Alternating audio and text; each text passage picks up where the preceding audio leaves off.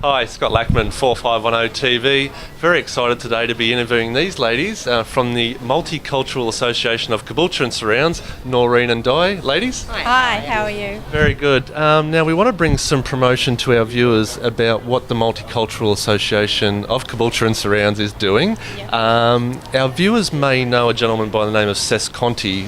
For many, many years led the way with bringing our multicultural community together. Yes. But Noreen, you're at the head of the helm now. What's happening with the association? Yes, big shoes to fill from Cess.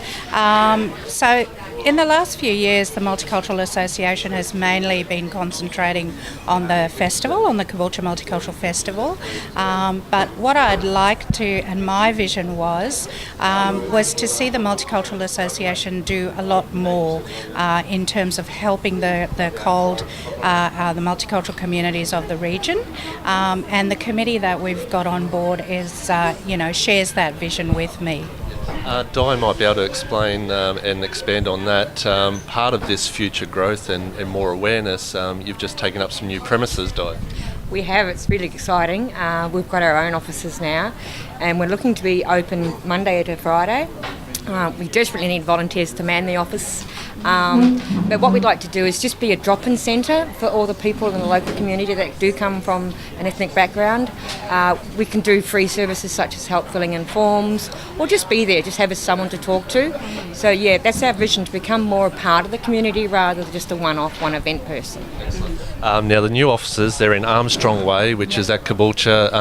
Probably the locals would know it as behind the old Commonwealth Bank. Yes. So Armstrong Way, and part of that office setup is to have those resources, a drop-in centre as such, as you say, but really a place to connect with the community. That's right. Yep. Yeah, so we're looking at running some sort of services out of it, like we've collaborated with Centrelink now, and so we'll have the Centrelink multicultural worker coming in on a Friday morning, and that'll probably start from July, so the multicultural communities don't have to line up at the main Centrelink office, because usually their needs are quite complex and they usually do need an interpreter, and so it just allows them that little bit of flexibility to be able to come and see him. We're also looking at other services that might want to come in, like mental health and even having perhaps a social worker that would help them with other stuff that they need. Caboolture region and surrounds, it's a growing region. Population is growing by the day. The services just don't seem to be promoted as such. That if I was from an ethnic background and I was looking for support, I might be a bit lost in the scheme of things. So can you maybe elaborate with that, Di? Well, that's the problem. See, a lot of the people from their backgrounds, they don't even know that there is a Centrelink that you can go to get help. So we'd be sort of like a halfway place for them to come. We could assist them to go into the right services, be it housing or even medical. Like, we can't recommend a doctor, but we can recommend that they do consult a GP. Many of them would even consider that. Assistance in getting them back into the school systems. Like, the whole community needs to be involved with this.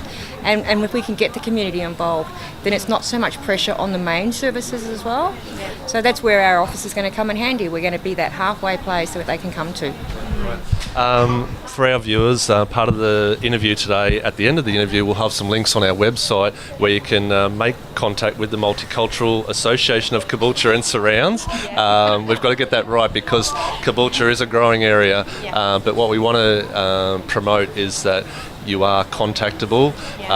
There's websites, there's phone numbers, emails, but more you're promoting that face-to-face contact where people can reach out for assistance. Yeah, lots of support, and also the office we have a lot of bilingual brochures, so they'll know connections to different service providers in the region, and also through my connections in the last few years I have made connections with different services such as DV, Centrelink, housing. So when they come to see us, we can send them to a particular person, so they don't actually get a runaround. They can go and see a particular person. Sounds like the one-stop shop. So good luck with setting up the new office and as a resource. Let's talk about the big event. It happens each year. You have a multicultural day, a festival as such. Let's talk through that, Noreen. Yes, well, Cesc Conti and the early members of Max decided that they wanted a vehicle to share different people's cultures with the wider community, and that was the birth of the Caboolture Multicultural Festival. It's now in its 13th year, I believe, and this year we're hoping for bigger and better, as we always do.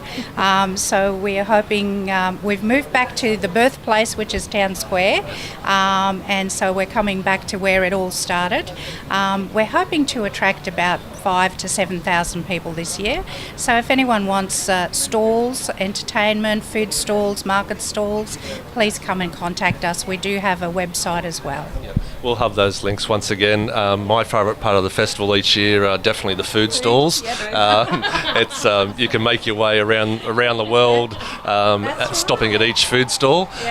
Definitely my favourite part. And as we sit here in the town square at Caboolture today, a great venue to bring it back to the home. So congratulations, ladies. Di, just for our viewers, one last little piece.